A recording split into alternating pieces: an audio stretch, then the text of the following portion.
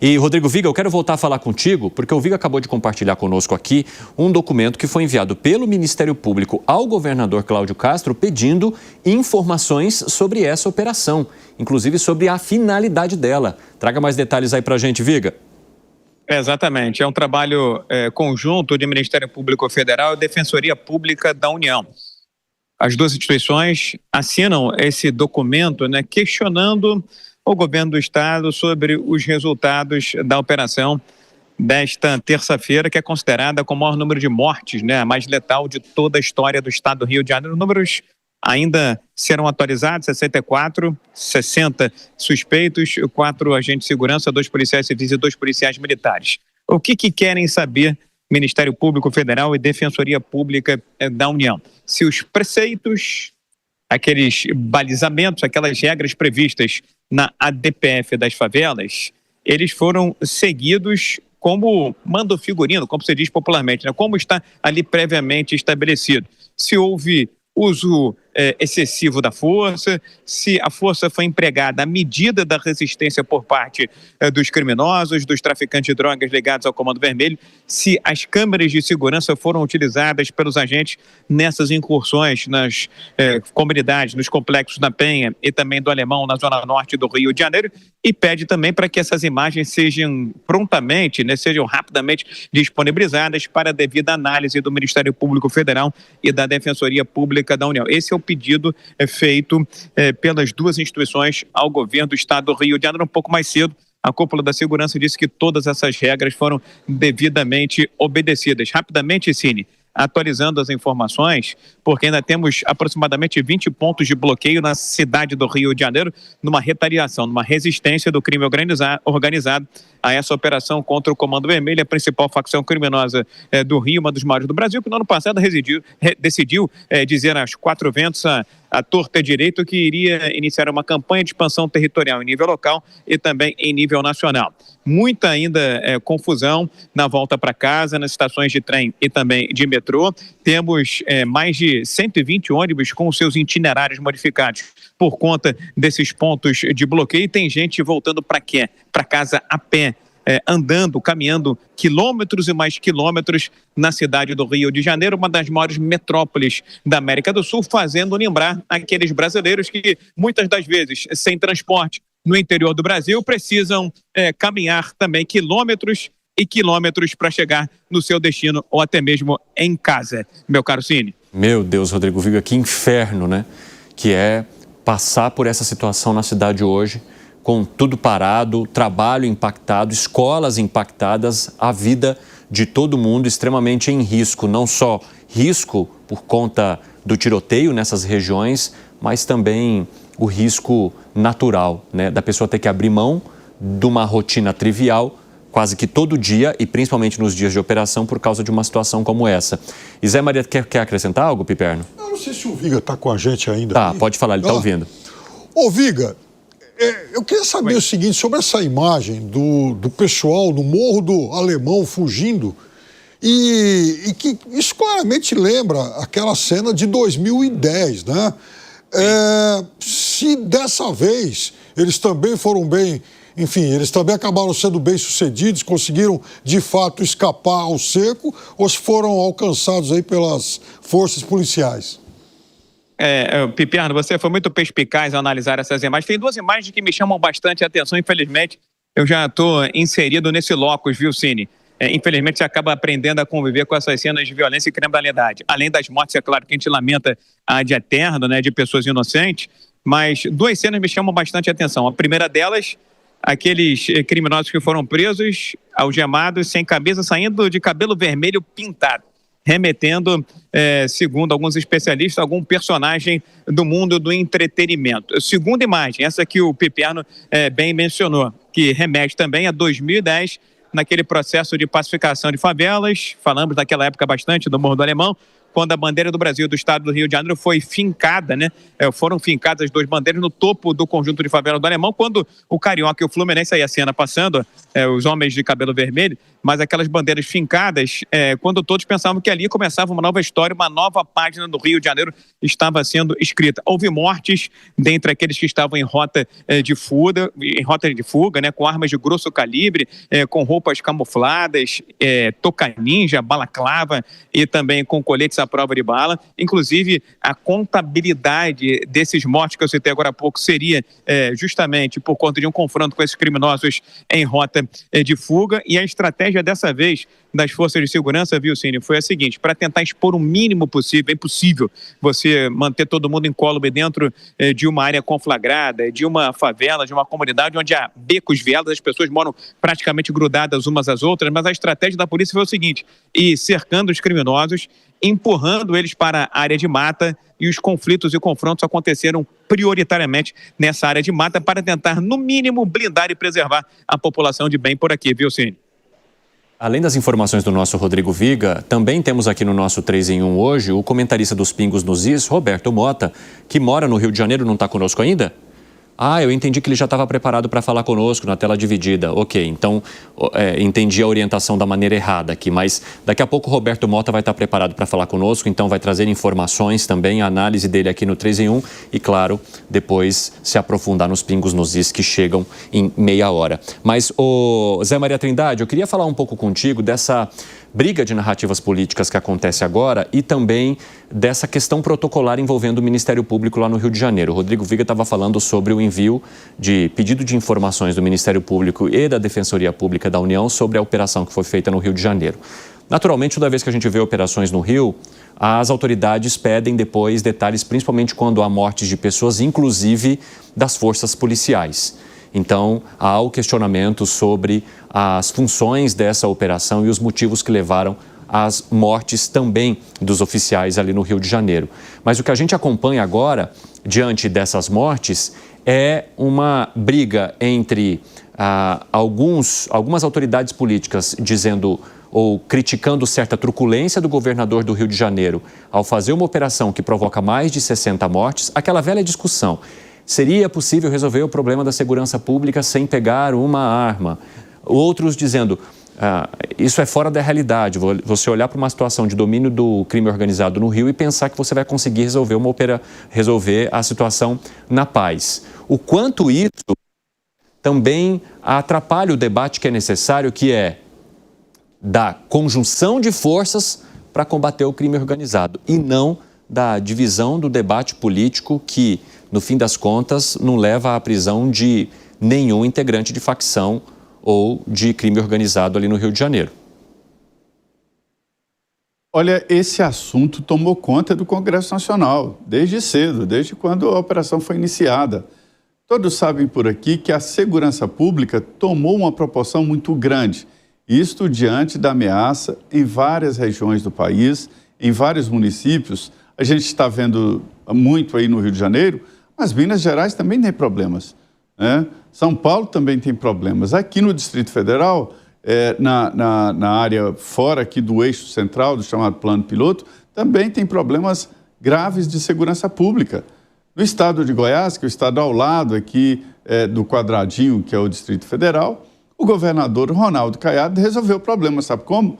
Fortalecendo e defendendo a polícia. Ele mesmo diz, ninguém fala mal da minha polícia. A polícia, ela tem uma proteção do Estado. Isto é muito importante, que eu falava sobre o risco jurídico, né? Então, todos os estados têm muito problema com a segurança pública. Diante disso, esse assunto tomou conta do Congresso Nacional. A Comissão de Segurança Pública virou uma comissão permanente da Câmara dos Deputados, presidida pelo deputado, que é um coronel da Polícia Militar, Fraga, daqui do Distrito Federal.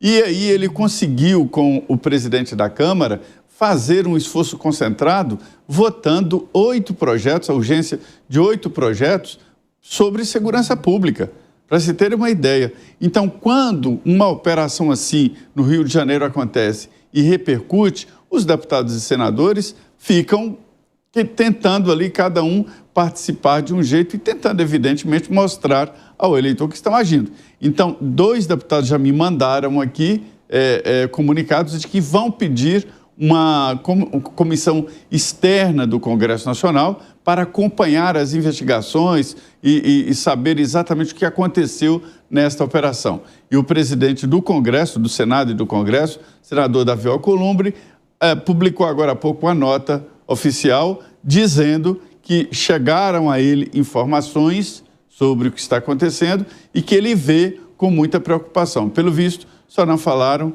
para o Ricardo Lewandowski. Exatamente, Zé Maria Trindade. E nós acabamos de receber também aqui uma nota oficial do Ministério da Defesa, e foi também o Igor Damasceno que compartilhou conosco, dizendo que, quando o governo do estado do Rio de Janeiro encaminhou ofício solicitando o apoio logístico por meio de fornecimento de veículos blindados, o referido pedido foi submetido à análise da AGU, Advocacia Geral da União. O ofício estava relacionado ao episódio ocorrido em dezembro de 2024, quando uma capitã de mar e guerra, da Marinha do Brasil, faleceu ao ser atingida por uma bala no Hospital Naval. Naquele momento, a Marinha posicionou veículos blindados no perímetro do hospital, respeitando o limite legal de 1.400 metros em torno de instalações militares. Medida voltada à segurança da área e dos militares. A AGU emitiu parecer técnico indicando que a solicitação do governo do Rio de Janeiro somente poderia ser atendida no contexto de uma operação de garantia de lei da ordem, GLO, o que demandaria decreto presidencial. Então vejam o quanto essas informações agora têm repercutido também de maneira oficial. E eu quero conversar agora também com o Roberto Mota, que sim, está conectado conosco aqui no nosso 3 em 1. E Mota, a gente recebeu aqui a informação de que a polícia declarou estado de prontidão no Rio de Janeiro. Seja muito bem-vindo ao nosso 3 em 1. Quais são as suas informações e análises, Mota? Boa tarde. Boa tarde, Cine. Boa tarde à nossa audiência. Hoje é um dia especialmente complicado aqui no Rio, Cine. Há quase princípio de pânico no ar. Muita gente deixando o trabalho cedo. O meu filho mesmo, eu pedi que ele saísse do trabalho mais cedo hoje, voltasse para casa. Há muitos relatos de vias sendo interrompidas. E tudo começou com uma operação realizada pela polícia em 2 complexos de comunidades no Rio de Janeiro. Essa operação, isso é importante dizer, era uma operação autorizada pelo Judiciário, de acordo com todos os protocolos impostos, ultimamente, às operações da polícia, e ela tinha como objetivo cumprir 150 mandados de busca e apreensão e mandados de prisão. Essa operação ocorreu no Complexo da Penha e no Complexo do Alemão. São complexos que incluem favelas de várias comunidades. E quando as equipes policiais chegaram nesses locais, elas conseguiram localizar um dos líderes do narcotráfico, que ficou em determinado momento da operação encurralado. E as informações que nós temos é que, nesse momento, os criminosos, os traficantes, começaram a abrir fogo contra a população local, que é uma tática que eles já vêm adotando há algum tempo. Não é atirar na polícia para se defender e tentar escapar. É atirar nas pessoas, na população, como forma de criar um tumulto. E, diante disso, os policiais avançaram e, nesse momento, os traficantes, disparando de dentro de uma das residências na favela, atingiram um dos policiais. Então, as equipes policiais responderam ao fogo e essa violência foi escalada nessa operação. O resultado disso tudo, até agora, é mais de 70 mortos, entre os quais 2 policiais do BOP, do Batalhão de Operações Especiais da Polícia Militar, e 2 policiais civis. Pelas informações que nós temos, informações nesse momento extraoficiais, mais de 80 criminosos já foram presos. E aí vem o outro lado dos acontecimentos aqui no Rio. Em represália à ação da polícia, as comunidades dominadas pela facção Comando Vermelho receberam a ordem de sabotar a cidade. Então, em muitos bairros foram erguidas barricadas, ônibus foram atravessados nas ruas, escolas fecharam, inclusive escolas particulares. Você imagina os pais no trabalho recebendo uma ligação para ir buscar os seus filhos na escola com urgência, no meio dessa confusão toda. As informações são de que a facção determinou toque de recolher nas áreas dominadas por ela. Muita gente nessas áreas e em outras áreas retornou do trabalho mais cedo. Nós tivemos informação de que o metrô, às 3 horas da tarde, estava congestionado, algumas vias da cidade, inclusive áreas em que não estão havendo nenhum tipo de conflito, mas as vias estão congestionadas, com a quantidade de gente voltando para casa. Um congestionamento que geralmente acontece por volta de 6, 7 horas.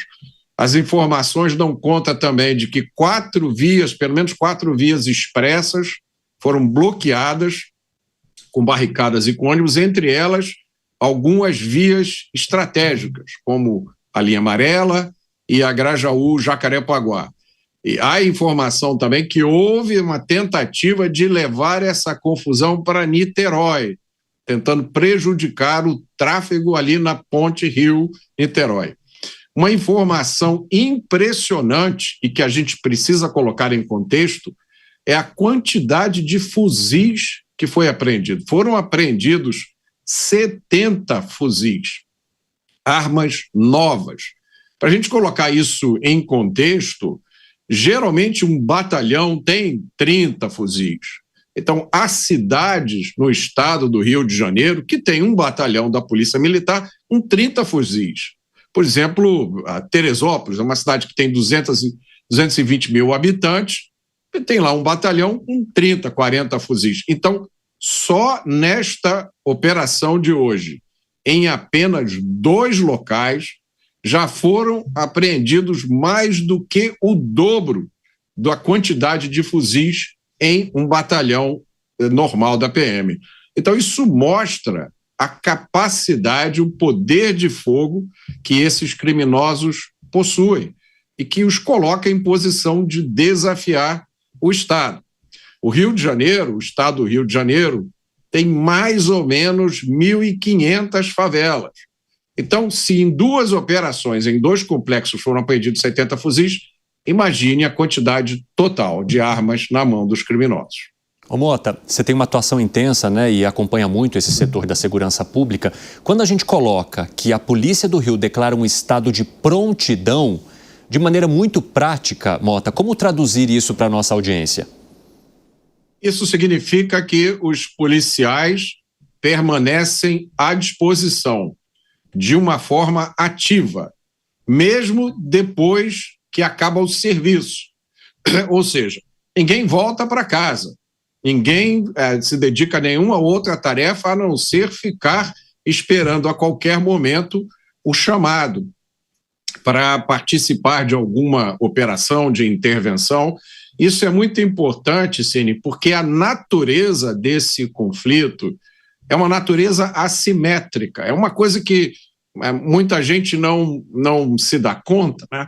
Mas os criminosos, especialmente esses narcoterroristas, eles não obedecem a absolutamente nenhuma regra, nenhuma lei, e eles sabem se valer do benefício que a lei dá a eles. É lógico, nem a polícia, nem o Estado pode fazer nada que seja fora da lei. Então, esses criminosos não têm problema nenhum em tomar um ônibus de assalto, colocar esse ônibus no meio de uma via pública, incendiar, como já aconteceu durante muito tempo aqui no Rio de Janeiro. Eles não têm problema nenhum em ferir pessoas inocentes. E o grande problema de uma situação como essa é a sensação de pânico que toma conta da cidade. Isso é uma coisa que precisa de uma resposta imediata, porque uma sensação de pânico se espalhando por todos os setores, isso pode trazer o caos.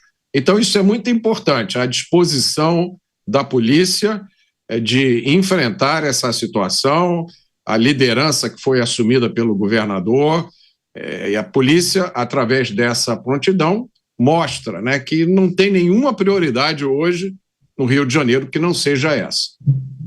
Roberto Mota, só para a gente arrematar aqui, porque daqui a pouco também ele vai voltar nos Pingos nos Is com mais análises. Diante dessa prontidão da polícia e de todos os efeitos que você contou para a gente de maneira muito detalhada, que atingem a população aí no Rio de Janeiro, é completamente impensável que a rotina seria retomada, inclusive nessa quarta-feira e ao longo da semana, né? É um impacto que realmente, além de já ser muito antigo na vida de quem mora aí, se torna ainda mais duradouro e, digamos, preocupante diante dessas informações de que a operação, entre aspas, continua, porque a atuação dos criminosos também não parou. Infelizmente, Cine, isso de uma certa forma já faz parte da rotina de quem mora no Rio de Janeiro. A cidade do Rio de Janeiro é resiliente. As pessoas encontram uma forma de continuar com as suas obrigações, de viver a sua vida apesar disso. Esse acontecimento teve um elemento novo, que foi o que a gente pode chamar de covardia que os criminosos usaram em atacar a polícia. É um elemento cada vez mais frequente, mas eu acho que a polícia tem todos os instrumentos e a liderança para lidar com essa situação. A expectativa, se a gente for olhar para coisas que já aconteceram no Rio de Janeiro, é que de uma forma ou de outra a cidade vai encontrar o seu caminho para a normalidade. Mota, te agradeço muito por colaborar com o nosso 3 em 1. Bom trabalho daqui a pouquinho também nos Pingos nos Is. Um grande abraço. Um abraço. Até mais. Agora, 5h48, quem nos acompanha pela rádio, aquele último intervalo no 3 em 1. Daqui a pouco espero vocês. Nas outras plataformas seguimos. Antes de passar a palavra para o nosso amigo Rodrigo Viga, que também está num trabalho intenso lá no Rio, só quero dizer para vocês que houve também uma nota enviada pelo Congresso Nacional, assinada pelo presidente do Congresso, Davi Alcolumbre, de que o Congresso acompanha com preocupação a operação e a situação no Rio de Janeiro, que diante desse cenário, como item extra-pauta em sessão plenária, o Senado aprovou o projeto de lei número 226 de 2024, que segue agora para a sanção presidencial e que aperfeiçoa o marco legal de enfrentamento à criminalidade, reforçando os instrumentos de proteção aos agentes públicos e à população civil. E eu tenho um bastidor aqui também que foi mandado pelo nosso André Anelli, repórter lá de Brasília, de que o presidente Lula, diante de toda essa situação, está no voo, passando pelo continente africano e que está sem internet.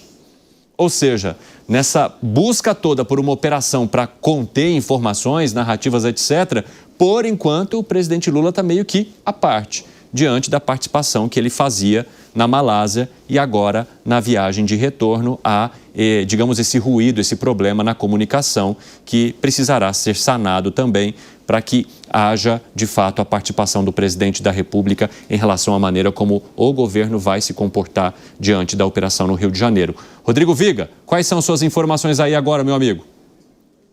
Eu tenho certeza que no Air Force One tem internet, viu, meu caro Cine? Sem dúvida alguma. Não é possível, sincero e honestamente. Pois é, essa foi a informação mandada aqui pelo nosso Anelli. Pelos investimentos que são feitos aqui no Brasil, Cine. Desculpa. Não, essa foi a informação enviada pelo Anelli, que está o avião sem internet e que há uma previsão de atraso, um atraso considerável na agenda do presidente. Com todo respeito ao vice-presidente, na figura de presidente ou de algum representante do Congresso Nacional, o país, seja quem for o presidente, não pode ficar com um presidente desconectado, né, através da tecnologia da ferramenta por conta de uma viagem internacional. Afinal de contas, o presidente do Brasil não é presidente do mundo nem de um outro país. Meu caro Cine, reforçando e sublinhando, a volta para casa está sendo muito problemática, muito complicada aqui no Rio de Janeiro. O que se vê são hordas, borbotões de pessoas, romarias de pessoas andando por ruas e avenidas por conta desses bloqueios que ainda se fazem presentes, atos de resistência, de retaliação por parte do crime organizado. Estações de trem lotadas, e aí você tem problemas nos transportes urbanos, muita gente com o carro parado aí, como a gente está vendo nas imagens, literalmente esperando aí a situação desanuviar, melhorar para voltar para casa. É um 28 de outubro que vai entrar para a história do Rio de Janeiro. Espera que seja de símbolo, sirva de referência para que dias melhores venham para a resistente e resiliente também cidade do Rio de Janeiro. Temos então ainda 20 pontos de bloqueio na cidade do Rio de Janeiro neste momento, operações da polícia para desbloquear. A polícia já interveio em outras 10 oportunidades, mas não tem sido suficiente porque o Comando Vermelho tem mandado ordens, orientações para seus subordinados realmente criarem um cenário de pânico, de caos na cidade do Rio de Janeiro. A gente fica aqui no Centro Integrado de Comando e Controle, aguardando as novidades por parte da cúpula da segurança pública, que ainda não se pronunciou, mas promete fazê-lo no começo da noite desta terça-feira inesquecível para cariocas, fluminenses e brasileiros. A minha conexão aqui tá ok, viu, Cine? Muito obrigado, viu, Rodrigo Viga. A gente volta contigo ainda. Agora, Bruno Musa, essas várias versões e notas que estão sendo divulgadas pelas autoridades, sejam as autoridades do governo federal ou do governo estadual, elas são muito sintomáticas, porque elas expõem, numa tentativa de explicar a cada um o seu lado, que o diálogo realmente não aconteceu. Mais uma vez a gente vê bateção de cabeça, falta de estratégia. Agora essa informação aí que a gente falou do avião estar sem conexão, alto lá, é o que eu venho falando, a burocracia estatal, foi a sua pergunta anterior a mim, parece que os caras passaram como eternos infantis, eternas crianças que temos que acreditar em absolutamente tudo, o mundo não é mais o mesmo. Ora, hoje eu estava fazendo aqui um atendimento num cliente, fazendo a realocação da carteira dele, ele estava voando para a Europa e a gente realocou a carteira de investimentos dele aqui, ele sobrevoando o oceano. Agora vai me falar que no avião presidencial não tem internet? Pelo amor de Deus, até que ponto nós vamos continuar tolerando esse tipo de coisa? Veja, o Mota mencionou aqui, pediu para o filho voltar antes, e ele ainda tem a oportunidade de voltar para casa, e aqueles que não conseguem voltar para suas casas no Rio de Janeiro. E, portanto, a gente vê, de novo, bateção de cabeça, transferência de responsabilidades, discursos de polarização novamente. Pelo amor de Deus, será que isso não fica nítido que a população, independente da classe social, sofre demais? Sofre demais no dia a dia, afugenta investidores, nível de vida cai, qualidade, perspectiva de vida, enfim, tudo isso é um grande caos exposto para o mundo. Mais uma vergonha nacional e, mais uma vez, a administração pública, obviamente, como sempre, deixa a desejar. Fala, Piperno. Não, é um outro dia muito triste para a história recente do país, como muitos outros, né? Como aqueles, por exemplo, de 2010, que a gente citou há pouco, aquelas imagens que rodaram o mundo dos bandidos saindo correndo lá para a mata, aquele monte de criminoso aí fugindo. Isso é muito triste. Agora, veja, a gente vai buscar na memória fatos que ocorreram 15, 20, 30, 50 anos atrás, e lá no Rio de Janeiro a impressão é que a todo momento o país está enxugando o gelo, né? Não acontece nada, tem uma operação hoje, uma outra amanhã e tal, impactante, que deixa dezenas de mortos, mas amanhã a vida volta ao normal para a população de bem e, infelizmente, para a bandidagem também. Eles vão voltar a agir, eles vão voltar a cometer seus crimes, né? Fala, Zé Maria Trindade. Sempre que acontece algo de extraordinário, é preciso que o governo tome também medidas mais extraordinárias. Este é um fato que deve ser analisado por vários governadores para mostrar a força do crime organizado e como eles agem. Isso que o Mota falou, da bandidagem atacar a população, isso já está acontecendo no Rio de Janeiro há muito tempo, né? Isso atrasa a progressão da polícia e joga ainda desconfiança em alguns incautos que caem na história de que a polícia entra atirando a esmo. Não, a polícia é treinada. Por isso que morre mais bandidos do que polícia em toda a operação, pela lógica, porque são treinados, porque têm objetivo. Mas os efeitos colaterais, infelizmente, morreram policiais, não deveria. Eu lamento muito, sinto pelas famílias, né? E pela perda de alguém que está representando o Estado. E aí é o seguinte, não tem jeito. Eu estou convencido de que esta exigência de medidas excepcionais passam por mudanças na Constituição. Faccionados, esse pessoal que participa do crime organizado, não tem que ter direitos individuais, os direitos de todos, porque eles ultrapassaram a barreira. Isto é terrorismo. Se não for terrorismo, matar uma pessoa que está passando a rua só para segurar a polícia, eu não sei mais o que é. Então é preciso ter um tratamento diferenciado contra essa bandidagem organizada. Alan Gani. Concordo, Zé. Absolutamente, é uma situação clara de terrorismo e para enfrentar o terrorismo você precisa de outras ações. E aí eu pego uma carona aqui também no que o Piperno propôs, você precisa utilizar o Exército Brasileiro e talvez de uma maneira muito mais permanente no Rio de Janeiro. E é claro, aperfeiçoar a nossa justiça, porque enquanto houver impunidade, haverá incentivos para cometer o crime. Rodrigo Viga, eu tenho um último minutinho aqui, o minuto final no nosso 3 em 1. Eu só quero saber se há expectativa realmente de mais uma fala das autoridades aí no Rio de Janeiro, principalmente do governador Cláudio Castro.